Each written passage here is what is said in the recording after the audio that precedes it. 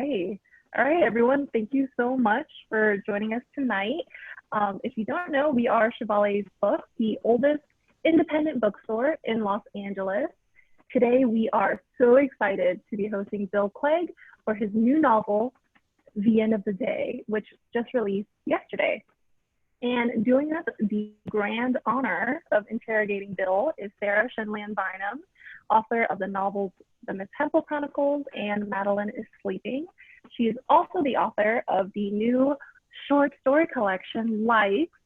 Sarah was a finalist for the National Book Award, but most importantly, she is a friend of Chevalier's Books, and we love her very, very dearly. And our main star, Bill Clegg, he is a literary agent. He's actually Sarah's literary agent over 25 years now. He is the author of the novel, Did You Ever Have a Family? And has previously written for the New York Times, Latson's Quarterly, New York Magazine, The Guardian, and Harper's Bazaar. I should really stop talking now, so I'm going to hand over the stage to these two wonderful writers. Please give a warm digital welcome to Sarah Shun-Lien Bynum and Bill Clegg.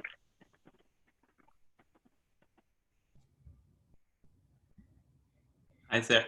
Can you hear me, Sarah? I can hear you. You sound great. Good. So do you want me to just read something very short and then dive in? Yeah, no, give us like a taste of what we have to look forward to with this. Oh, okay. All I'm right. so curious. I've been wondering all day which voice you're going to read. So I've been so excited about the grand reveal.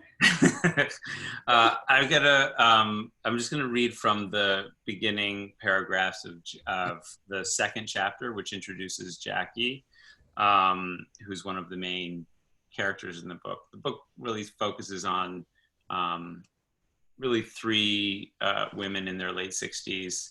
There are a few other important supporting characters, but these three are sort of around which everything happens. And Jackie was sort of the catalyst for the writing of the book, so I'll begin with her.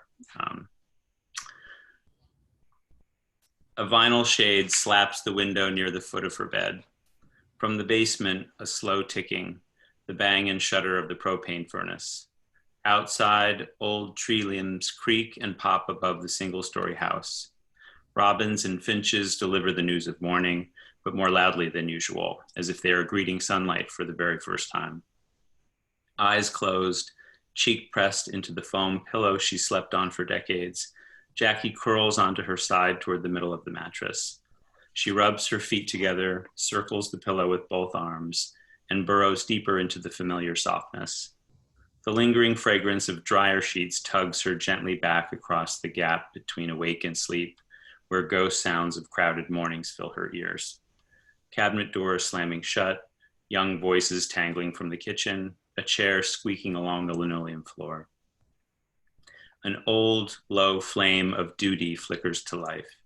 Lunches to pack, report cards to sign, laundry to graduate from the washing machine to the dryer, hamburger meat to move from the freezer to the refrigerator to thaw, a blouse to iron for work. A rapid fire volley of shouts. Give it back, leave me alone, I'm telling mom. A crow's mad caw fouls the air. I skipped this part last night, like when I read this, it's the sound of the crow. It's nah, nah, which I can't. The shrill holler, repeating. Jackie refuses to open her eyes, though the half dream of facing a day busy with errands and work and children has gone. Nah, nah. The almost words feel like rocks being thrown at her. She winces and pulls the bedding around her shoulders. The crow continues, its call bossier, more human. Now, it insists. Now. When it finally stops, Jackie listens for the noise of her squabbling children, both of whom have long since grown up and moved out. She tries to will the old feeling of too many demands on her time to return, but she only becomes more awake and aware of the morning as it actually is.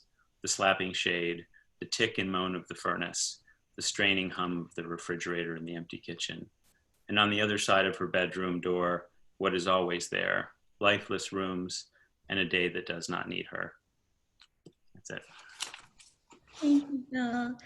And I love that passage because it reminds me of how much attention you pay to the physical world and how that heightened quality of attention ends up telling us so much about each of your characters. So many of like the moments that I found myself underlining when I was reading, these moments that felt as if they were sort of entering into this lyrical heightened register, were often just descriptions of these characters taking in the physical world around them, whether it was Hap looking at his father's hospital gown, or whether it's Lupita noticing the play of light in the sky at the end of the day. And you just do it so beautifully. So that passage really captures what I see as just one of the tremendous like gifts of this book is getting to have our own attention sharpened again. But Phil, Jackie is a character who's lived almost 60 plus years in the town of Wells, Connecticut. And for readers who loved, as I did, your first novel, Did You Ever Have a Family? Those readers will be excited to know that this new book centers on the same town of Wells, a community that you evoked unforgettably in your first novel, and that's inspired by Sharon, the town you grew up in Connecticut. And so I wanted just to start by asking what drew you back to Wells again, and what did you discover by returning to that world? What drew me back there was probably what will always bring me back there, whether it's in the form of writing a novel or therapy or something, but just that I haven't quite gotten over that town. I mean, I'm still sort of like engaged in it. Like I think about it all the time. I mean, I feel like almost as I get older, I like the place that I grew up in, those years there become more vivid to me, which may signal that things in the present start to deteriorate. But it's just, there's something, I was thinking about that, like sort of like why some people don't get over the place that they grew up, or some other place. There may be some other formative place in their life. And I think for some reason, like, I was, closeted when I lived there. Like, I didn't live fully sort of as myself. I didn't really understand who I was until much, much later. And so there was a kind of an exaggerated sense of apartness there. And I felt like an observer, like as a kid, even though like on the outside, things probably looked pretty unfettered, like if you didn't look too closely. And so I think there's a part of me that, like, when I think back on that place, which has all sorts of conflicting feelings, those memories kind of like lead into kind of imaginings of sort of some of the people who I knew a little bit about, or certain dynamics that still sort of puzzled me. And those become kind of gateways into these fictional sort of scenarios and characters that I then set up shop in for years, like writing novels about. So it's a failure of an explanation, but it's sort of the closest thing I can come to sort of why I keep ending up back there. So one of the things that's really striking about this book is that it's truly polyphonic. It is a chorus of strong voices, and there's 6 distinct voices that we come to know intimately. There's the three women who are now in their late 60s, who all at one time were girls in Wells, Connecticut together. There's Dana and Jackie and Lupita. And then we move in geography to Bethlehem, Pennsylvania, totally different world. And we meet a mother and son, like a middle-aged son, Hap, and his mother, Alice. And then later, when we return to the sort of trio of women, Floyd, Jackie's husband, he ends up joining that chorus. So altogether, we really get to know 6 characters in this very intimate way. And what was remarkable to me is that each voice and each character's interiority feels as strong and compelling as the next one. And the reason I say this is because sometimes when I'm reading novels that are structured in this way, where there's rotating points of view, I find myself developing certain favorites and then feeling impatient, like wanting to get through the other characters so I can return to those voices that I felt the most drawn to. But in this case, I found myself enthralled equally by each character and sinking deeply into their consciousness and their history, and never feeling that sort of sense of impatience or that wanting to rush to get back to a Jackie or to get back to it. So I was so struck by this, and I was just marveling at how you achieved this effect. So I was wondering, did you think about this actively as you were writing, how to balance the characters' voices and how to spread the reader's attention equally across this chorus? Eventually I did. I mean, what's interesting is that there were times where I would be writing one character and be very eager. So I would have the opposite experience of you. And like I would be, writing, one character's chapter or something that, I was immersed in, and very eager to get back to, whether it be, Dana or Hap or Alice or one of the other characters. And so I find that, and in a way that sort of works for me, like, it's kind of like the grass is always greener on the other side of the fence, or and which is so I would then kind of conclude whatever I had to conclude, and then jump into the other character until the point that I was longing for some other character. Writing multiple points of view also works for my personality, which is like very compartmentalized in the sense that I have this job as an agent, and a parent and a husband and all sorts of other things. And I have a lot of manuscripts in my head from people who I'm working with. So working in this way where you're moving from one character to the next, somehow for me, being fully immersed in one, but kind of having a sense of what it might mean for another, or puzzling through something sort of unconsciously while I'm in another character. They're never sort of completely disconnected from me as I'm writing. But I do but at various times over the years, this took almost 7 years, I guess, ultimately.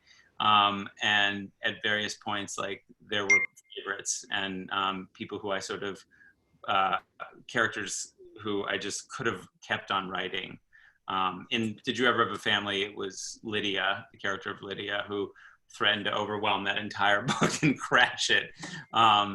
And here it was probably Lupita, I think, is, there was a lot that I ended up writing about her, but her experience is the one that's the furthest from my own. And so I wrote a lot of sort of backstory, and then I just tried to sort of linger in her consciousness for a long time before I kind of agreed on what would go in the book and what was necessary to the book. But she was the one who, if I played favorites the most, it was probably her. She interested me the most. Phil, can you talk a little bit more about Lupita, just introduced her to us and talk about what that experience was like, writing about someone who is the farthest from your experience, how you found your way into her, how you navigated questions about writing outside one's own culture or gender or language or experience. Like, how can you just talk to us more about Lupita? I think, Lupita, originally the book began with Jackie, who is the mother of a minor character in Did You Ever Have a Family? And so, the beginning was writing about this young girl from the town who grew up in the 50s and 60s and on a dirt road that was very far from the center of town, which is very similar to the road that I grew up on, which is like 15, 20 minutes from the center of the town that I grew up in, a town that didn't have a stoplight. So it was sort of like 20 minutes from the center of nowhere, basically. But so Jackie, grew up in a modest house on this dirt road, but next to it was this, old, kind of important, sort of house. If anybody lives in New England, like, that like there's a handful of houses in any given town that have a certain level of reverence and kind of lore around them. And this is sort of one of those houses, although a little bit tucked away from view, but a mansion, for lack of a better word. And it was only occupied on the weekends and certain stretches of the summer by the family who lived in New York. They had a daughter who is Jackie's age, and their friendship was sort of the centerpiece of my first imagining of the book.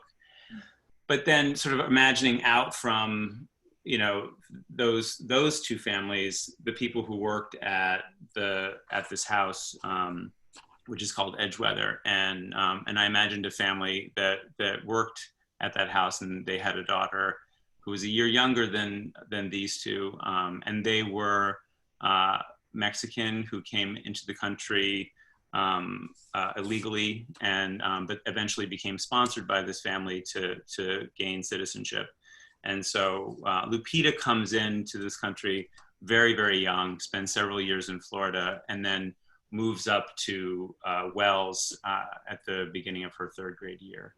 And so I just, she just really came into view like of a sudden, and almost as a visual. And there was actually a front piece to the book for a long time that showed Jackie and Dana collecting stones from the river. They had this like little game that they where they collect stones that they imagine are sort of enchanted jewels that are being hidden in plain sight when they were kids, and this girl kind of regarding them do like in their river play, but very much excluded from it. And so her family and her circumstance kind of bloomed around that. And her experience of coming into this country at a very young age illegally, growing up in Florida, and then growing up as really the only person of Mexican origin that she knows in the town. That was not my experience.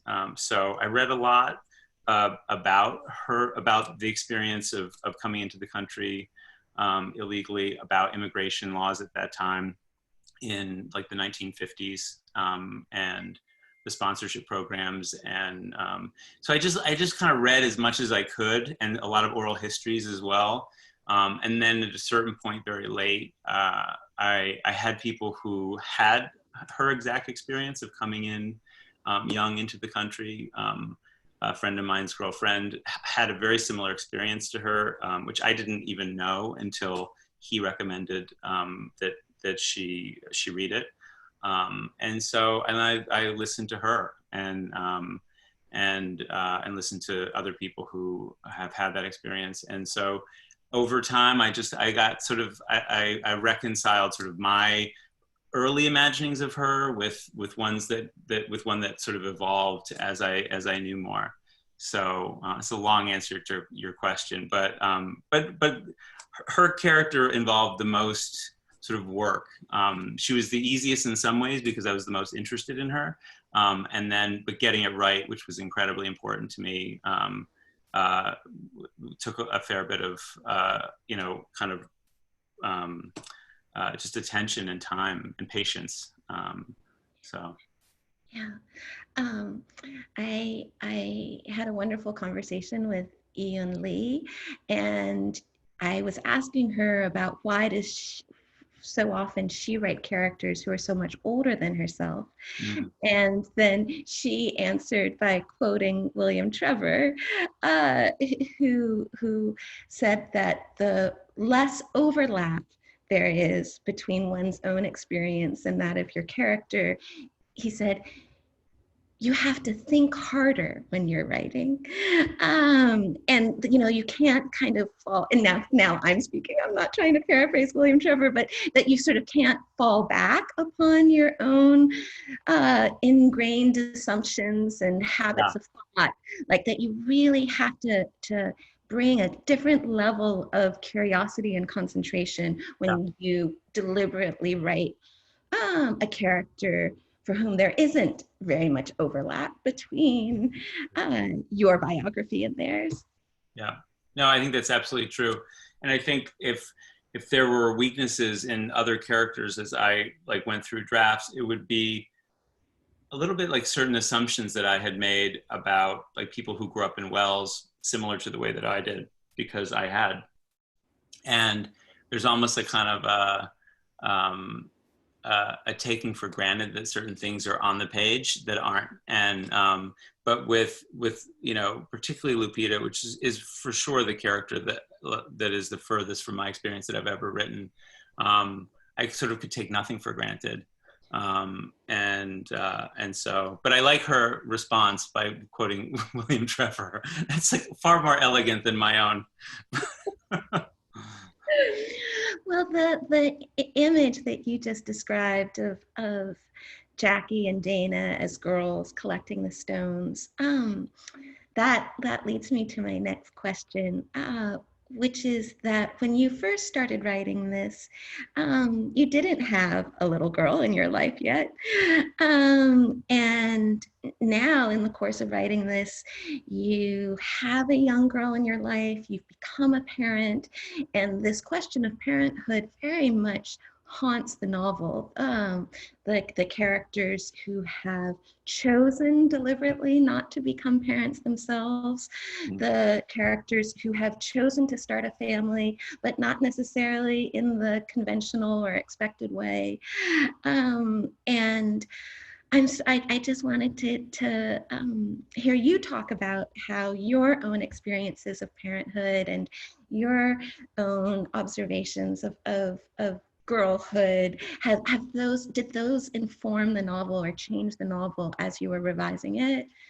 For sure. And yeah, absolutely. I mean, this choice of raising a child that you did not bring into the world is, in a sense, it's the center of a large part of the book, and that existed for years. And then then my niece came into my life, into our life. It's almost exactly 4 years ago next weekend, and so I stopped writing for a while, and because there was nothing else to do but suddenly navigate how to not hurt a 2-year-old. Basically, it wasn't even raising, it was just purely let's not hurt her. That's just basic needs. And we knew nothing, and everybody has a steep learning curve, I'm sure. I feel like ours was especially steep. There are really things that just I did not know. But we do have mothers and older sisters who've raised kids, and they've been super helpful, and lots of friends. But so I didn't work on this book for a year. And if I thought about it, it was from a great distance. Everything was very immediate during that year. every day was like an obstacle course, and we would just kind of collapse across the finish line. And then eventually we settled into a routine, and and I stepped away to write, and I just read through like what I had, and here it was, this like, I was just like, I hadn't actually thought of that until I was back in the pages and really like confronted the fact that one of the center struts of the book is this, is somebody who chooses not to have a child, not to raise a child that they've had, and another who chooses to raise that child. And so I think the biggest change was that for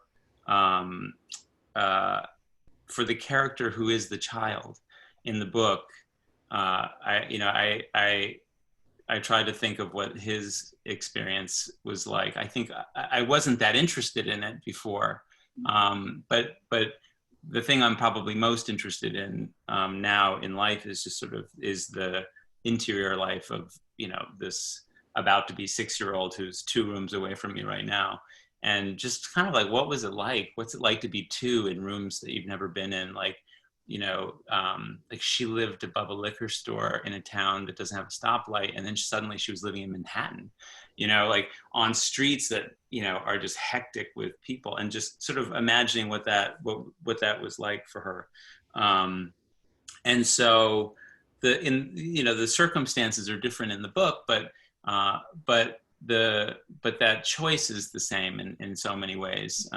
And so I think Haps, the character who, he's somebody who I think took on a new prominence in the book because of kind of where I was coming from newly after my niece came to live with us, and then just sort of the experience of raising somebody, and what that's like even after they're grown. I sort of imagine, what's our relationship going to be like? Should we be, hopefully she'll be healthy and she'll leave the house and live a life. And how will we come back to each other? Will the bond be as strong as it would be with parents who gave birth to, their children? And so it's interesting for me to so in the writing of this, they navigate an adult relationship, and so all corners of it are now, have been informed by a lot of the fears that I have, and a lot of the curiosities that I experience like on an hourly basis. So yeah. Well, it's so interesting to me that you started writing these girls before your niece entered your life, because there's so much vitality to them. They feel so alive to you as characters, and it's so interesting that like they sort of entered your life before you had a 6-year-old energy 2 doors down from you. Yeah. It was almost like you were making room, like your imagination was making room for her somehow.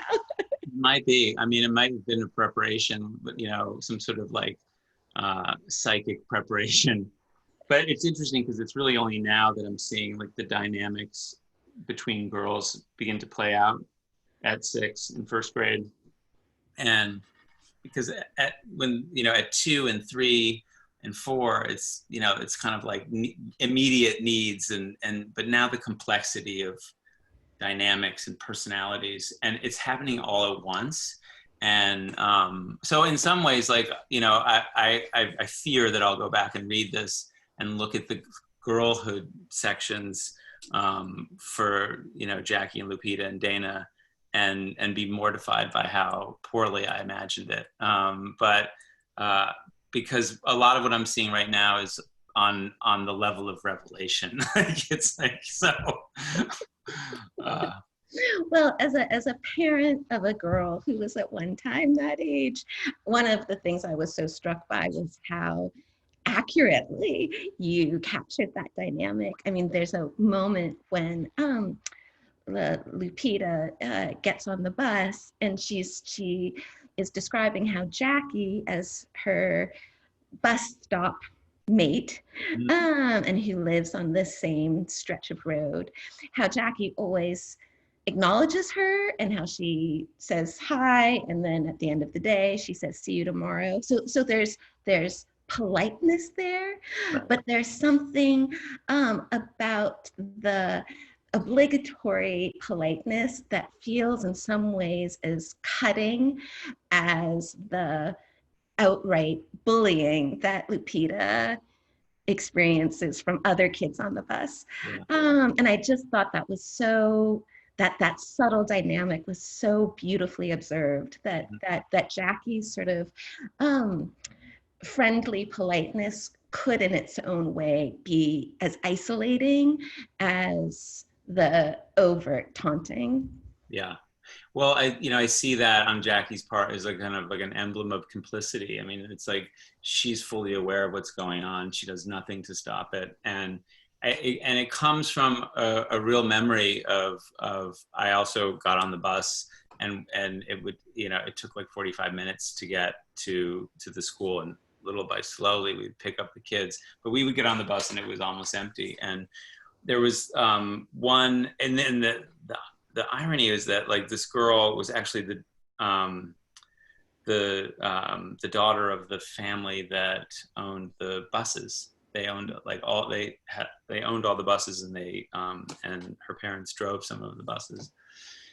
And then they had a relationship with the schools and to provide busing. And anyway, she was a bigger girl, and she would get on, and there were like a core group of kids who, like, when she would sit down, they would hop up as if like the impact of her hitting the seat would have caused, and they did it every time.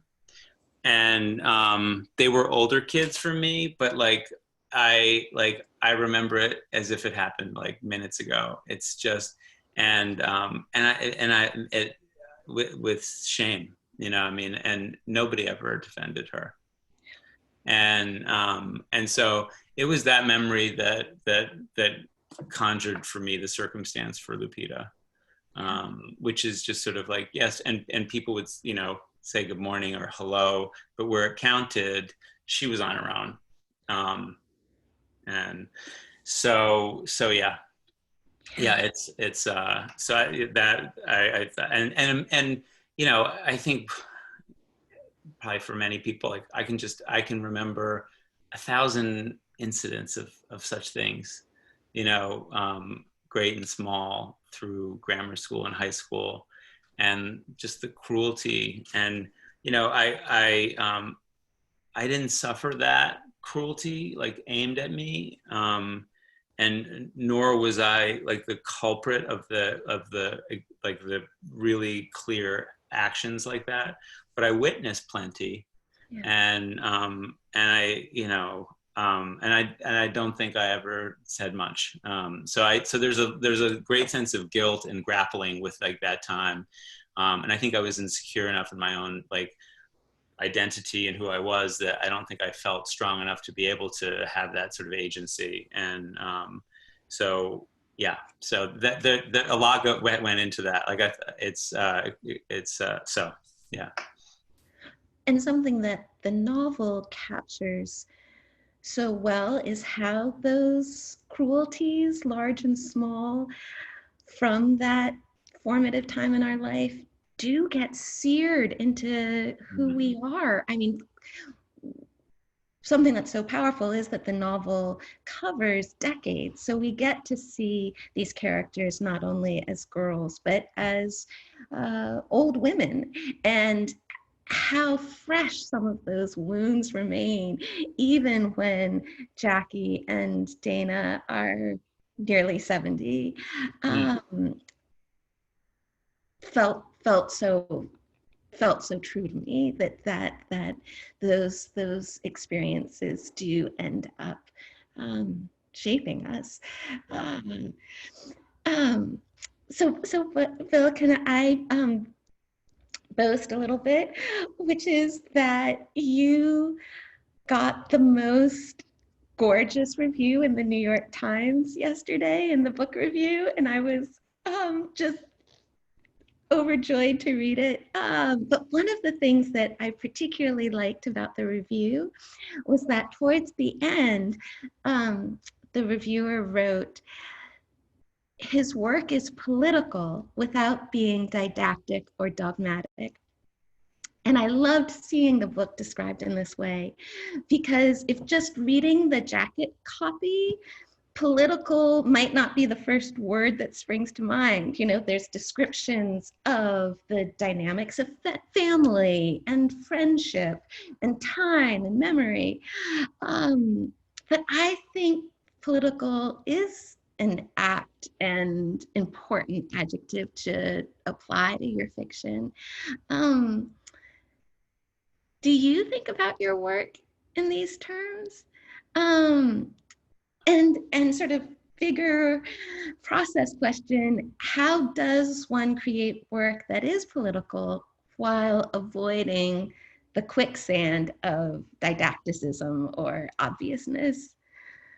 Yeah, I mean, I think that listen, like, you know, I think we have a lot of reference points right now for um, a kind of, you know, a gaslighting that is political, like in terms of like a fiction about kind of like the state um, of of America and American lives. And so, you know, the entry point for these books that I've written is not political. It's not the catalyst. It's not the early engine. I think but I think like telling the truth, and examining, you know, sort of, and even celebrating the lives and the experiences of people who may not be in the center spotlight regularly. I mean, our culture prizes youth above almost all else. So, you know, there was a period of time, probably still, like when Paris Hilton, like, was, you know, in her heyday, everybody knew every single thing about her. But and so I think, like, if, you know, if transcribing kind of like the minute to minute experience of people who live sort of more invisible existences is political, then I'm fully happy to agree to that. And so I think, you know, my interest is usually like, I'm sure I could be interested in young people, like, but like, but you know, people who are older than me, women especially. You know, I've always been much more interested in the interior lives of women than I am men, for whatever reason, which doesn't mean I'm not interested, but I think, like, there's something about, and particularly women who have been older than me. So in my 20s, women in their 40s and 50s, and now women in their 70s and 80s, especially. I like the experience of living so many lives within one life, a peopled life, that also becomes a lonely life. Like, I'm, you know, extremely interested in that. And so, and then also, you know, I remember my ex-boyfriend and I had rented a house in Long Island, and in the mornings there were, I would wake up early and read manuscripts before the day started, and we were right near this highway, and you would see all these people walking, sort of in the dew, like before, just at sunrise, and I remember asking the person who owned the house who they were, and the straight out answer was, "Oh, those are the Mexicans," and they're walking to their jobs, and I would see them every day. And, you know, this is a part of Long Island that was very wealthy, and so, you know, we rented that house for a long time in the off season, actually, like not in the summer, and I just, like, that's like understanding what their experience was like in a town that had probably the wealthiest people in the world living, like that is, you know, to me of great interest. And, you know, in Sharon, there, when I was growing up, there were a number of farms, and they would have seasonal workers, And there's now I think there's one working farm in the town that I grew up in. And I think there were between 30 and 40 when I was growing up. And so those seasonal workers had a community. They lived in places that like I didn't see, but I always wondered what that experience was like, who they were and where they would go at the end of the season. And at the time, before the internet and all that stuff, I didn't have access to ways of finding out. There was nobody I knew who knew, and so it would only be much later that I would like find sort of occasion to kind of try and dive deeper into that experience as it plays out in a small town, like the one we rented a house in Long Island and the one that I grew up in. And I think that your interest in work, the different kinds of work that people do in order to support themselves, is an interest that's like threaded throughout the novel. And one of the things that the novel traces delicately is the collapse of various American industries, and how those economic shifts end up shaping the lives of your characters and the choices that are available to them. So Alice, for instance, grew up in the shadow of the steel industry in Bethlehem, Pennsylvania.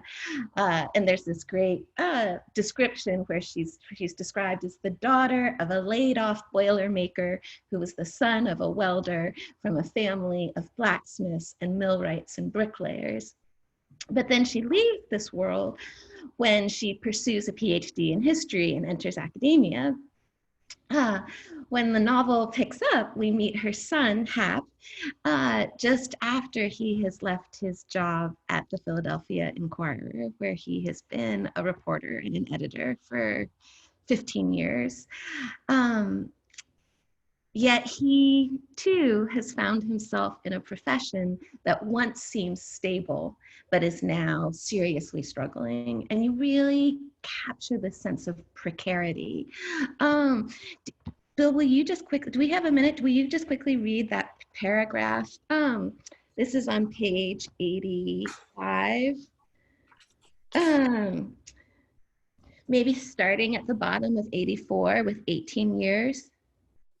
Sure. Okay. 18 years at the Inquirer as a reporter and editor, and a finger pointed to HR was his goodbye. His remaining friends at the paper were most were laid off or had left in the last decade of mergers and downsizing. Organized a send-off in the bar at the Outback Steakhouse not far from the old department store building where the paper moved after its once grand, long-occupied fortress had been sold. They shoved 3 tables together, wrapped a bottle of tequila with the sports page, and toasted to his early retirement. "Hope your wife doesn't get fired," he'd heard as he put on his coat and said his goodbyes. He recognized the tipsy lisp of a young, recently hired online advertising guy. It's not like editorial jobs for middle-aged white guys at newspapers or growing on trees. Indeed, Leah's job as Associate Dean of Interdisciplinary Programs at Lehigh looked pretty secure, but so had the newspaper business, which had steadily been constricting around him for the last 15 years or so. Perhaps a college education of the 4-year liberal arts variety would soon be considered just as unnecessary as the morning paper. This sent a chill through me, Bill. I mean, journalism and academia have for so long been sort of the 2 professional fields that have provided steady employment and health insurance to writers like me. And just the clear-sightedness with which you describe their the very tentativeness of those industries, those professions that for so long seemed like bedrock, was just powerful to me. Well, that town of my husband's from Bethlehem, Pennsylvania, and I'd never been there before. And so going to Bethlehem, there's no way you can't confront like how you know, employment in this country has evolved. I mean, it was a company town. It was, and the old steel mills sit like sort of right at the center of it, and Lehigh kind of looms above it as this kind of impossible castle, like for most of the people who live there. And for a long time after it, you know, sort of the steel industry there went out of business, Bethlehem Steel went bankrupt in the 90s. It just was, you know, kind of a gutted mess for years. And then now it's a casino. And it's, you know, it's like this crazy carnival in the middle of this town. And it has provided jobs and all sorts of other like complications. But it's a town that has, you know, they've had to evolve, they've had to change to survive. And I think in many ways they've done a great job. But I think for a very long time, just the mass unemployment from the steel industry was devastating. Yeah, and the irony that you draw so beautifully in the novel is that Alice is delivered from this dying industry through her pursuit of higher education. Right. And it seems as if higher education is going to be what allows her to have a different kind of economic stability that her parents didn't have. And yet she and her son, as an academic, as a journalist, both find themselves, you know, on the verge of becoming obsolete. So Bill, I think I'm going to open up the floor for questions. I've already gotten one question from the chat, and I will encourage other people to type questions into the chat. This first question is from Laura, and she was wondering how you would compare this experience launching a book during a pandemic with your tour for your last novel, Did You Ever Have a Family? So Laura, thank you so much for the question. And that's what she was wondering about. And I hope other people will also type some questions in here. Well, thank you for the question. I went on a tour for the publication of Did You Ever Have a Family? It was the first book tour I had gone on, even though it was my third book. I had written 2 memoirs before, and that both kind of detail, you know, pretty dark, difficult times in my life. And I had sort of said up front I wasn't going to do a book tour. Somehow the book tour, like going out and talking about the book, seemed not for me. And but then with the novel, I had been sort of like roughly persuaded by my publisher to think otherwise. And so I went kind of reluctantly, and I will say I loved it. Like I mean, I'm glad this question came up, because I was really looking forward to it this time, which shocks me to my bones. And the reason I was looking forward to it was, especially when you leave New York and a little bit when you leave Los Angeles, but just because New York and Los Angeles have a lot in common, and there are a lot of writers and people who work in publishing. But in the other cities that I went to, where I would meet people who and most of the time there was nobody I knew, and everybody had kind of read the book. And so for me, it was like a little bit of it was interesting to hear people's impressions and to talk about the book. And also it was a kind of like reunion with the characters. Like it had been a while since I had written it, and hadn't really had occasion to like engage on that level, not an intellectual level really, but just a kind of like, why would she do that? And what was she thinking? And like, who did she want to, like, just real, like, and I just found that to be like deeply relaxing. Like, and I loved meeting booksellers. Like I did not know any independent booksellers at that point. And through that experience, I met a lot and stayed connected to a number of them. So that was really, and many of them I was going to see again. It was going to be a kind of reunion. So I was really looking forward to that. And also for my business, I'm a literary agent, so I'm used to talking to writers like you who are out on tour and talking about what happened, and yet, it wasn't until I was in my 40s that I actually went out to independent booksellers. So to see sort of, and especially for the kinds of books that I represent, independent bookstores are essential. They're primary. They are the ones who really champion literature and memoir and voices who haven't been heard from. And so it was fascinating and really educational for me to be in these spaces where all this had been happening the whole time and I hadn't appreciated it. So it's one of the biggest disappointments of the pandemic. And yet I'm happy to stay home right now, as well. So maybe for the paperback, I'll go out on the road. But so that's the biggest difference. We have a question from Mona. Hi, Mona. Hi, Mona. Oh, Mona. I can't see Mona. Oh, such a beautiful writer, and who I got to be in conversation with at Chevalier's in person, which now seems like a lifetime ago. But Mona asks, I'm fascinated by the multiplicity of perspectives that you balance in the novel. Did you know there would be 6, or was this a process of discovery? If so, any surprises? Thank you, Mona. As I said, it began with Jackie, and then swiftly her friend Dana, who is central to the book. It was them. It was just the two of them for a very long time. And honestly, when I first started it, I started writing the character of Jackie while I was writing Did You Ever Have a Family? The experience of her was just like glimpsing somebody that you sort of do a double take, and you don't even know why you're interested in this person, but you are. And so I was really mainly just interested in her, and then it just kind of kept on opening up. The house got bigger and bigger, and also my husband's experience in growing up in Bethlehem. Obviously, I became instantly fascinated with that town. It's a really interesting place. I highly recommend a visit for anybody.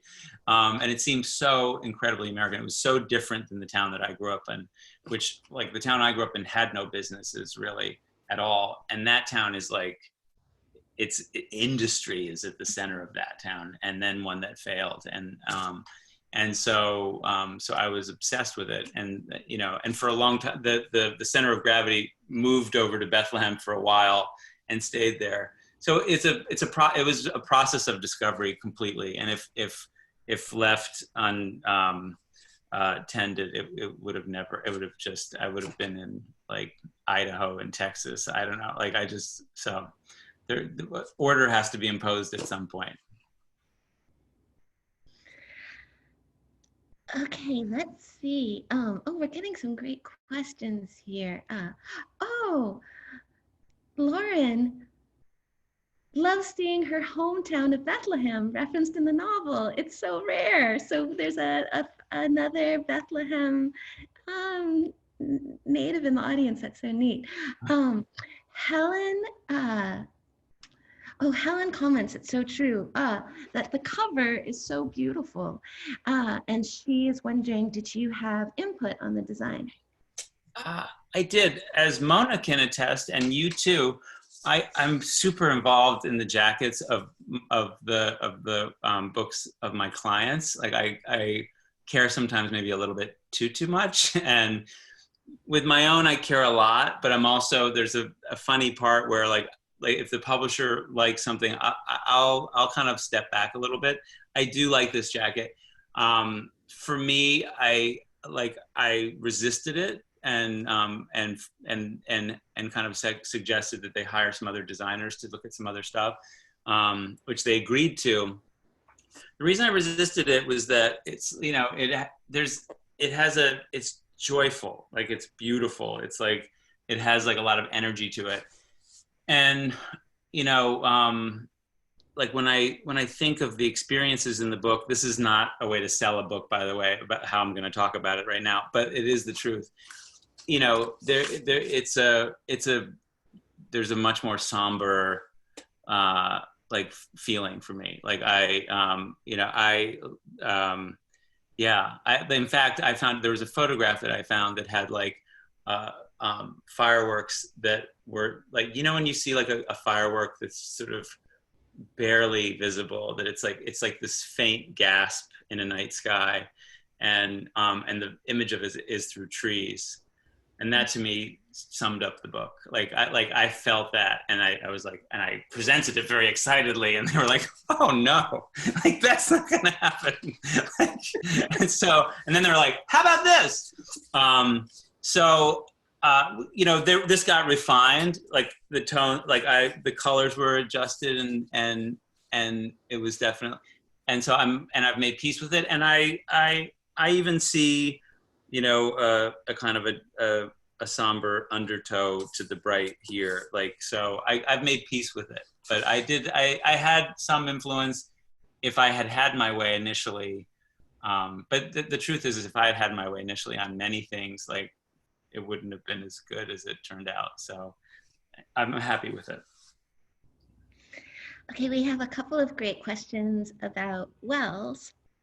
From Cecilia, it's clear that Sharon inspired Wells, but I'm very curious to know more of your method to ground the apocryphal wells so realistically, so the places within the city serve to ground your characters. And because Pennsylvania, New York, and Maryland are really real, in what way do they serve to make Wells so believable? In terms of grounding Wells, it actually, I have more than a few times written maps, and it's a fictional map, because, and anybody from my hometown who reads it, I'm sure at some point like pulls their hair and they're like, what the, you know, because I use real names of roads, and but they oftentimes like will follow a certain true path, and then you know, bank toward a lake, or, you know, or end in a dead end, or something that like is something from fiction.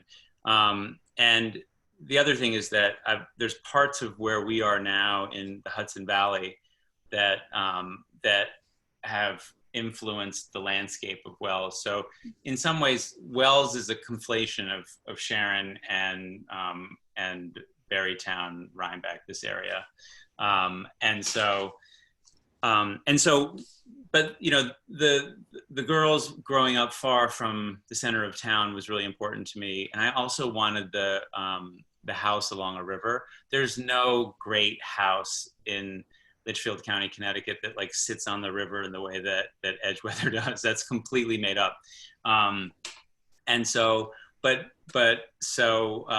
don't know if this is fully answering the question, but I wanted them near a body of water that was moving. I wanted them near the river that was a kind of border, and I wanted them far from town, so that their isolation was established, and also the kind of the complete universe that the three girls occupy.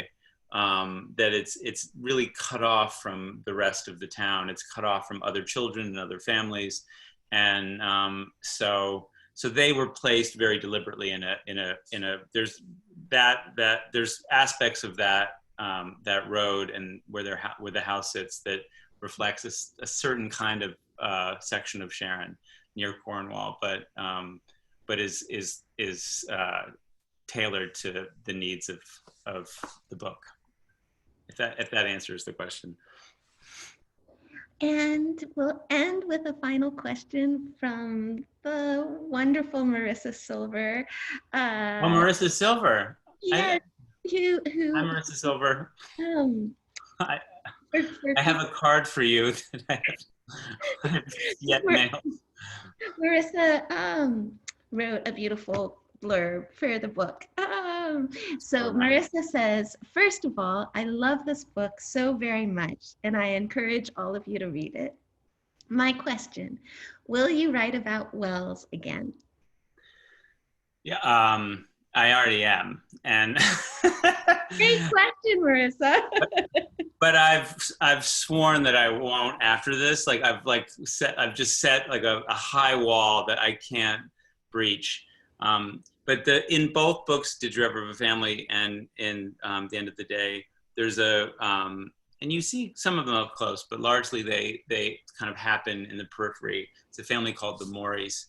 I grew up on Morey Road in Sharon, which is where the name comes from. There's been some speculation that I had modeled